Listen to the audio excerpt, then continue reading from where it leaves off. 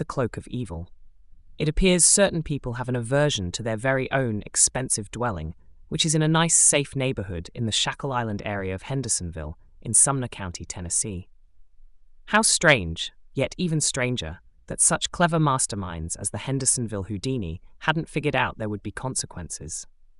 There are always consequences for deceit and destruction, carried out with evil intent. Allegedly.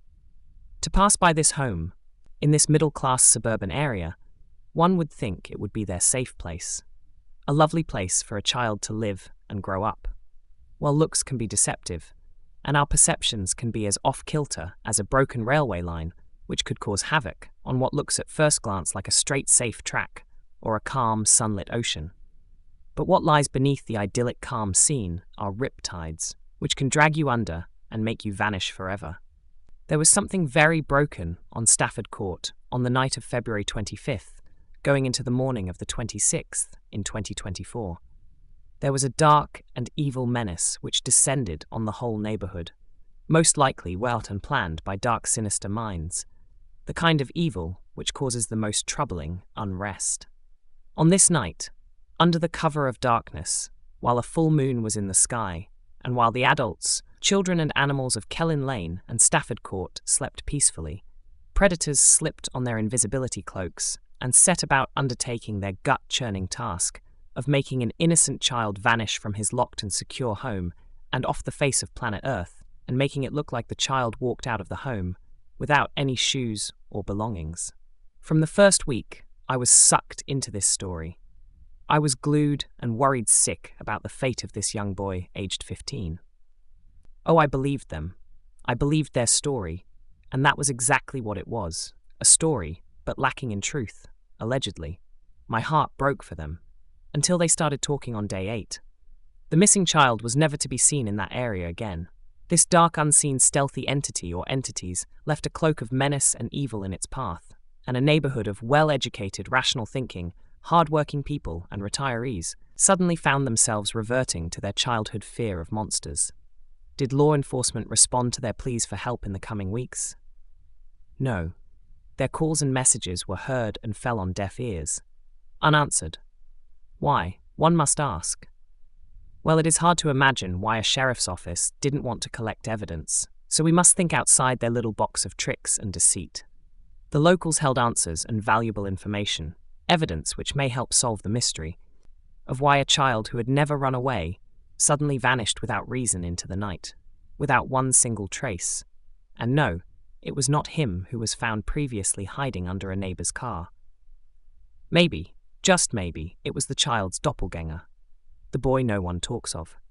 In the first few days, it was reported the missing child was spotted in a garden across from the Worsham store or the storage facilities on Long Hollow Pike, somewhere in that vicinity.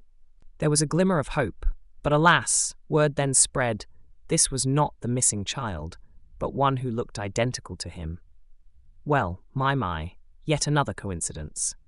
It is said we all have a doppelganger somewhere in the world, but to have them both in such close proximity to each other? One would imagine the teachers must have mistaken one for the other at some point, if the boy in the garden attended the same school. What a very odd fluke of nature this was. And then the story moved on at pace, and the doppelganger, who allegedly lived in the house, was forgotten about. It surprises me more people haven't reported this child as a sighting of the missing boy, but alas, it seems not. Only one single sighting. How very strange. I hope the sheriff thoroughly looked into this with a bit more gusto than the green hoodie character seen hanging around the missing child's mother's car at the Texas Roadhouse. I hope someone somewhere has a long list of all the errors which have allegedly occurred in this investigation.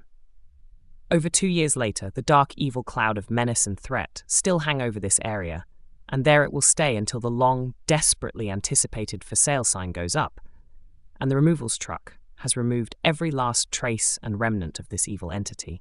Then and only then will there be peace restored. The name Sebastian Rogers will never be forgotten.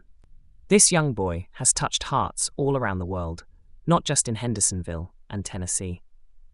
To this day, people in far-off countries are still all consumed by the troubling questions of who took him, and where did they take him, and why.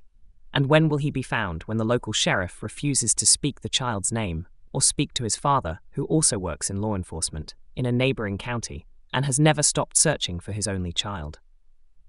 You will find countless interviews on mainstream media pleading for his son to be returned. The mother tends only to plead on anniversaries or special occasions. She rolls out the stepfather as her mouthpiece when she struggles to stick to the narrative. Without any accusations of wrongdoing, they appear to not be great actors, as they often appear to have difficulty sticking to the script. One has to wonder about the evil perpetrators of this kind of crime. Does the cloak of deceit follow them wherever they go, or was its conception in Stafford Court? Did it start with one single thought in a very dark, twisted, and troubled mind? Or have they always been evil and only hiding behind the cloak of respectability? Or was it as a consequence of an event which took place on the lush green tree-filled drive home from a meal out at a local Hendersonville restaurant called the Texas Roadhouse? Were the birds in the sky and the cattle in the fields the only silent witnesses to what may have occurred? One doesn't have to be sat upright in the seat of a car to be present in a car. There are lots of hiding spaces, as there are alongside the country roads which led the mother home that night. The big question is, did she arrive home alone? She didn't stop the car to let her son out, as she usually does. Instead, she drove straight into the garage. This has to be significant, right? Was the child harmed? Was the child hidden? There are many places an injured child could be hidden out in these vast rural landscapes. Was the child swapped into another's car and driven away? Was the child collected by someone else between the hours of 6:30 p.m. and 6:30 a.m.? Or maybe the child arrived back at home in the trunk of the car. Maybe panic set in and he was moved to a garage or outbuilding in the local area. Did the cloak of evil extend out to others? Were others dark figures involved in Sebastian's life which we are unaware of? Is there someone we haven't even considered as a suspect yet? Was the child already being trafficked in plain sight? Was the child a cash cow? Was money tight? Were there drugs and alcohol involved prior to the tragic unknown event of that night? Did Sebastian really attend a poker game on Friday, 23rd February? If so, what was the currency? Who lost? What did they lose? Was there a handover date organized? Was it a physical transaction or digital? Or was someone in close proximity heavily involved in child trafficking? Or was there a dark and evil relative who was absolutely hell-bent on having this special child removed? A step relative, maybe, who usually got what they wanted in life, and they wanted this sweet, innocent boy removed, at any cost. Not only did a son and grandson disappear that night, but a brother too. The majority of this dear child's life should be as an adult. Every chance for him to build a lifelong relationship with his little sister was snatched away from him too. As an adult, only he has the right to decide who gets to be part of his life. What kind of monster would think they had the right to remove this choice?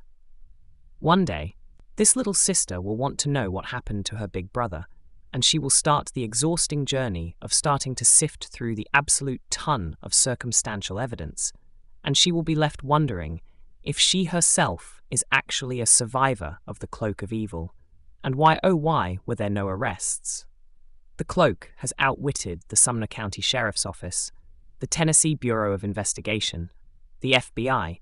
The cloak has made them all look like a bunch of amateurs. The cloak of evil is laughing at them all, and we, who are still here, trying to raise awareness in whatever ways we are able to, are left scratching our heads at the alleged sheer incompetence of some of these agencies.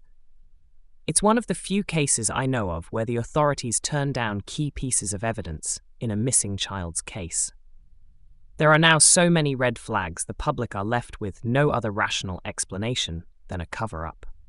The actual truth will without doubt be revealed one day. The cloak of invisibility will be lifted and a light shone brightly into the eyes of everyone involved. Whose neighborhood will the cloak move into next? I think the cloak has been in operation for many years, leaving not a trail of daisies in its path, or even weeds, but black wilting roses and thorns. Well, he who wore a crown of thorns will absolutely ensure every single one of you face justice one day. Even if at this present time you are being protected, no one is above God's law, and it is he who will have the final say. It is he who is the shepherd who will never give up on his lost lamb. Please keep sharing Sebastian's missing persons flyer, because despite what some people think, it absolutely can make a difference. Your army may have shrunk, Sebastian, but we will never wave a white flag, young man. We want you to be recognized and found. We want justice for what has been done to you.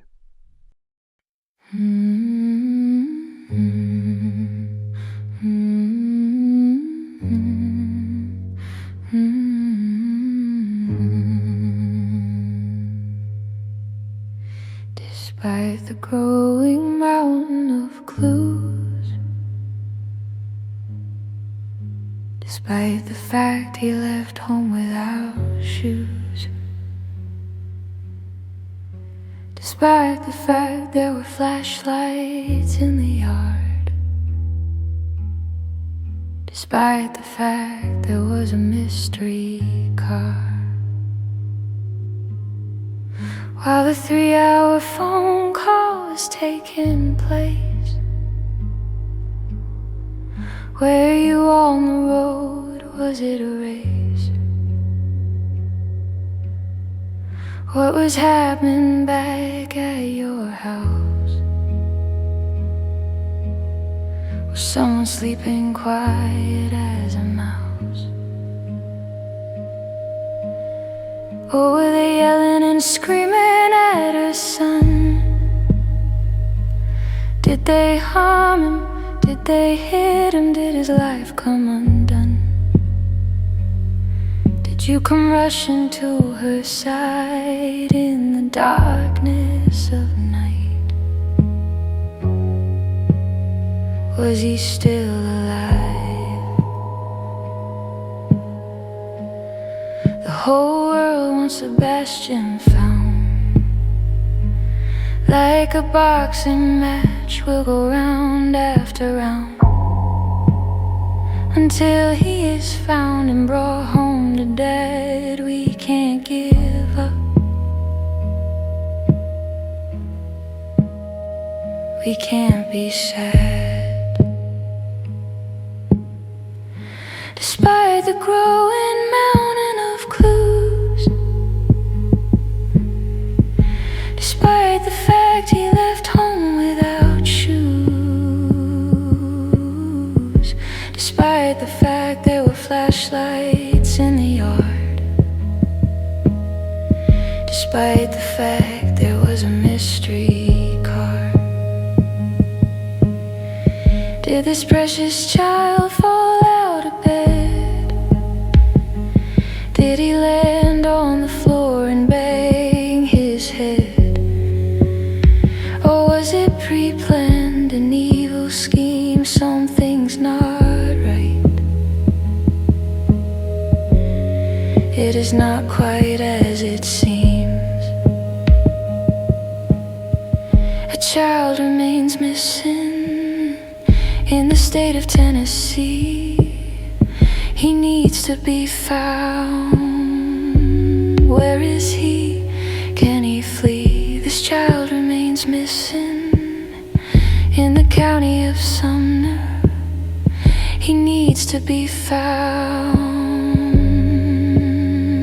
We cannot slumber. Despite the growing mountain of clues, despite the fact he left home without shoes, despite the fact there were flashlights in the yard, despite the fact there was a mystery car. Keep gathering, keep looking until he is found. Keep handing out flyers, town to town. Stay laser focused, come on, keep going. Keep planting seeds, we must keep growing. Lord, attest your commitment, loving care. No height, no depth, no power of man